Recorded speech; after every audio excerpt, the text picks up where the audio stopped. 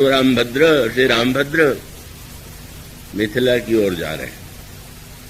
अभी गोस्वामी जी की शैली का एक विलक्षण दार्शनिक पक्ष है कि श्री राम के सौंदर्य का सबसे अधिक प्रभाव जो है गोस्वामी जी ने जनकपुर या दूसरे शब्दों में कहें तो विदेह नगर में ही प्रस्तुत किया, और इसके पीछे मानो संकेत यह था, और वो बड़ा समझने योग्य है। श्री राम का सौंदर्य और फिर उस सौंदर्य को देखने की दृष्टि और उस सौंदर्य को ग्रहण करने से हमारे अंतःकरण में, जीवन में जो प्रभाव पड़ता है वही उसका महत्वपूर्ण है। और इसका अर्थ यह है कि जनकपुर जो विदेह नगर है, वहां की स्त्रियों ने भी श्री राम की सुंदरता को देखा, और लंका जो रावण का नगर है, और आध्यात्मिक भाषा में जो देह नगर है, देह नगर के व्यक्ति ने भी श्री राम की सुंदरता को देखा। कृपया कथा सुनते समय जरा देह नगर से ऊपर उठ जाइए। जो सो रहे हैं वो थोड़ा देह नगर में अगर रहेंगे तब तो सो ही जाएंगे। जरा विदेह बनिए, थोड़ा आप अपनी को निद्रा से बचाइए। तो वो जो देह नगर से नारी आती है शूर्पणखा, वो भी तो सुंदरता देख करके मोहित होती है, और वो श्री राम से यही तो कहती है कि मैंने संसार में देख लिया कि तुम्हारे समान कोई सुंदर नहीं है। तो चाहे जनकपुर में नारियां कहें कि इनके समान कोई सुंदर नहीं है, और चाहे देहनगर लंका से आई शूर्पणखा कहे, हाँ ये बात अवश्य है कि विदेह नगर वालों ने वह नहीं कहा जो देहनगर वाली शूर्पणखा ने कहा। जनकपुर वासिनी स्त्रियों ने देखा तो यही कहा कि क्या सौंदर्य है, और यह सौंदर्य तो सीता जी के ही उपयुक्त है। इनका विवाह तो वैदेही से होना चाहिए। और शूर्पणखा ने उसको दूसरे रूप में कहा कि तुम्हारे समान यदि कोई सुंदर नहीं है तो मेरे समान सुंदरी भी नहीं, और तुम्हारा विवाह तो मेरे लिए ही लगता है। ब्रह्मा ने समझ बूझ करके मम अनुरूप पुरुष जग नाही, देखो खोज लोक त्यों माही, ताते अब लगी रहूं कुमारी। और कितना उसकी अहंकार की वृत्ति है और कितनी सावधानी है। मैंने आज तो कह दिया कि ये बहुत सुंदर, आपसे समान सुंदर नहीं, और उसको तो कहीं संदेह नहीं था कि मेरे विवाह का प्रस्ताव तो स्वीकार करेंगे, क्योंकि मैं लंकाधिपति रावण की बहन हूं, और मेरा सौंदर्य भला कौन स्वीकार करेगा। अब उसको भविष्य की चिंता हो गई कि विवाह तो हो जाएगा, और विवाह होगा तो झगड़ा जरूर होगा। वो तो हर तरह से उसी ढंग से सोचने का अभ्यास है, और झगड़ा होने पर कभी न कभी यह राजकुमार मुझ पर ताना देंगे कि तुम ही तो आई थी मेरे पास विवाह करने के लिए, मैं थोड़ी ही गया था तुमसे विवाह का प्रस्ताव करने। तो पहले ही बता दिया कि तुम्हारे समान कोई सुंदर नहीं, मेरे समान कोई सुंदरी नहीं।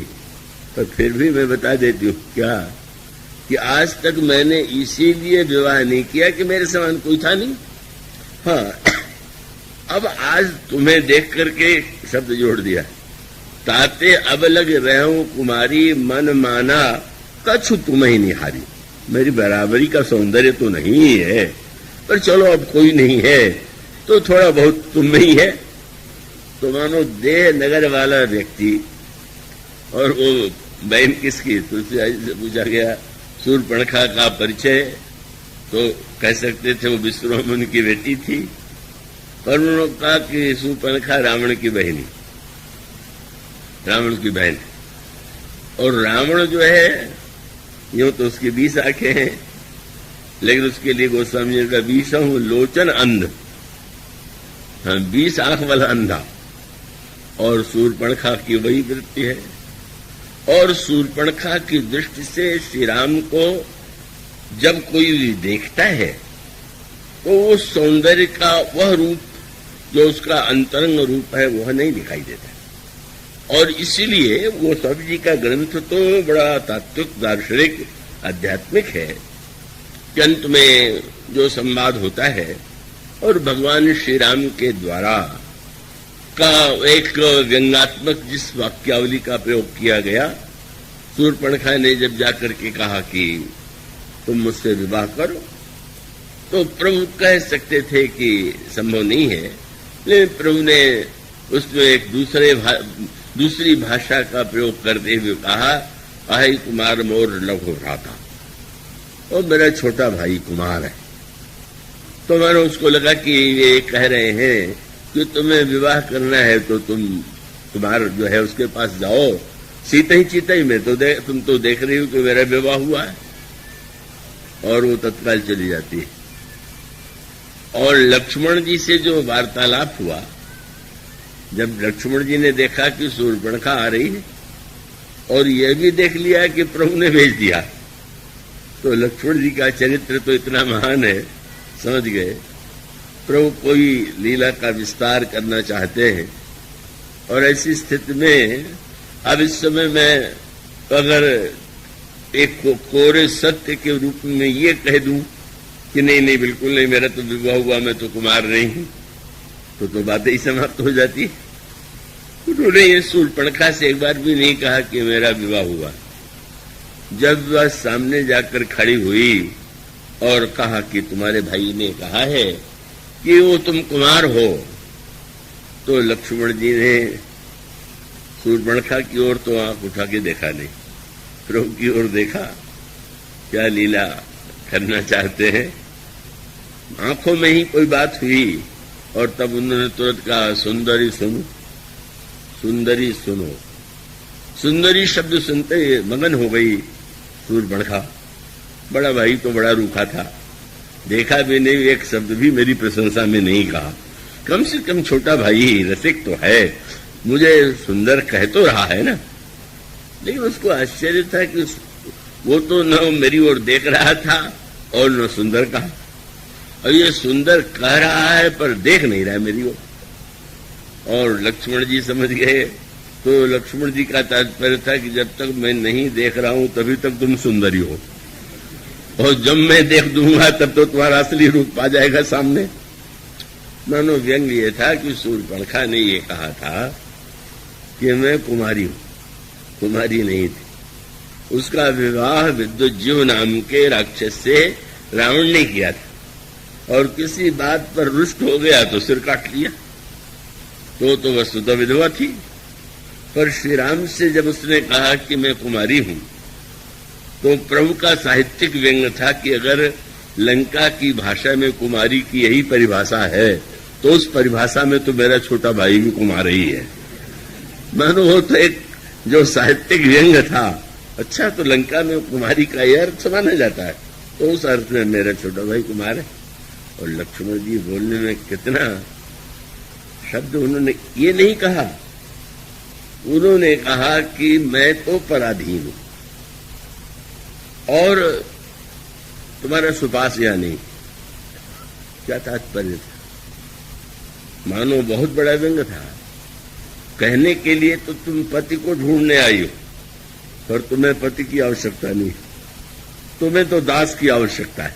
विवाह भी जिससे करोगी उसको दास बना के रखना चाहोगी, और जब तुमको दास चाहिए तो तुम तो जानते ही हो कि उनकर दासा। मैं तो श्री राम का दास हूं, और जो कैसे बनेगा, तुम्हें यहां कहां सुख मिलने वाला है। मानो उसका अभिप्राय ये है कि देह नगर वाला व्यक्ति उस सौंदर्य को देखने के लिए जो दृष्टि चाहिए और उसको जिस उद्देश्य से देखा जाना चाहिए, यदि उसका अभाव है तो शूर्पणखा के समान को वो स्वयं कुरूप होकर के वहां से लौटती। और फिर वह एक संकेत आता है कि जब 14,000 राक्षस चले श्री राम से बदला लेने के लिए, शूर्पणखा ने सुनाया कि हमारा अपमान किया उस राजकुमार ने, तो बदला लेने के लिए चले। तो शब्द बड़ा दार्शनिक है, पर गोस्वामी जी की भाषा क्या है? आप कहीं जा रहे हैं तो जो उधर जानने जहां जाना है वहां जाने का जो मार्ग जानता है उसको आगे कर लेंगे। तो ये जो 14,000 खरदूषण राक्षस थे, इन्होंने आगे किसे कर लिया? शूर्पणखा ही आगे कर ली। आगे शूर्पणखा, और फिर वो एक सांकेतिक भाषा आती है कि इन 14,000 राक्षसों ने भी जब श्री राम की सुंदरता को देखा तो स्तब्ध रह गए। अस्त्र चलाने का मन नहीं हुआ। मानो कितना दक्षिण संकेत, इतने हिंसक होते हुए भी सुंदरता का यह एक अद्भुत प्रभाव उन पर पड़ा कि वो थकित भई रजनी चरधारी। पर सूत्र क्या है? तो क्या शूर्पणखा भक्त है? क्या खरदूषण त्रिशिरा भक्त है? क्या श्री राम के सौंदर्य के प्रभाव का उन्होंने अनुभव किया? नहीं। इसका तात्पर्य यह है कि शूर्पणखा को आगे चलकर के चलने का अर्थ है शूर्पणखा की दृष्टि से ही उन्होंने श्री राम को देखा। और जैसे शूर्पणखा को श्री राम बहुत सुंदर प्रतीत हुए थे, लेकिन जिस समय वह निराश हुई उस समय उसने सीता जी को खा लेने का प्रयास किया। इसी के कारण यह राजकुमार मेरी ओर दृष्टि नहीं डाल रहा है। मानो उसका संकेत यह है, जो वासना प्रवण व्यक्ति से देखता है सुंदरता को, उसमें पाने की अधिकार की वृत्ति का उदय होता है। और पाने और अधिकार की वृत्ति का उदय होने के बाद अगर उसमें बाधा पड़ती है तो शत्रुता पर उतर आता है। कितनी घटनाएं समाचार पत्रों में आती है, किसी के प्रति आकृष्ट व्यक्ति उसके मुंह पर तेजाब डाल दे, उसको मार डाले, उसकी हत्या कर दे। उसका तात्पर्य है कि वासना और वासना के अतिरेक में का व्यक्ति की बुद्धि इतनी विकृत हो जाती है कि वो दुष्टतापूर्ण ढंग से भी जिस सौंदर्य की प्रशंसा कर रहा था उसको नष्ट करने का प्रयास करता। पर यही दृष्टि शूर्पणखा की और यही खरदूषण त्रिशिरा की। उन्होंने खरदूषण त्रिशिरा ने मंत्री को बुला करके यही कहा कि हम भरी जन्म सुनो सब भाई, देखी नहीं है सुंदरता ही। ऐसी सुंदरता आज तक हमने देखी ही नहीं। लगा भक्त होने जा रहे, और यहां तक कह दिया कि यद्यपि भगिनी कीन्ह कुरूपा, बध लायक नहीं पुरुष अनूपा। यद्यपि इन्होंने हमारी बहन को कुरूप कर दिया है, पर ये वध करने योग्य नहीं। लेकिन अगले ही वाक्य में पता चल गया, जैसे शूर्पणखा की दृष्टि, जैसे शूर्पणखा का वाक्य, वैसे खरदूषण की वृत्ति। उसने कहा बस इसका एक ही उपाय।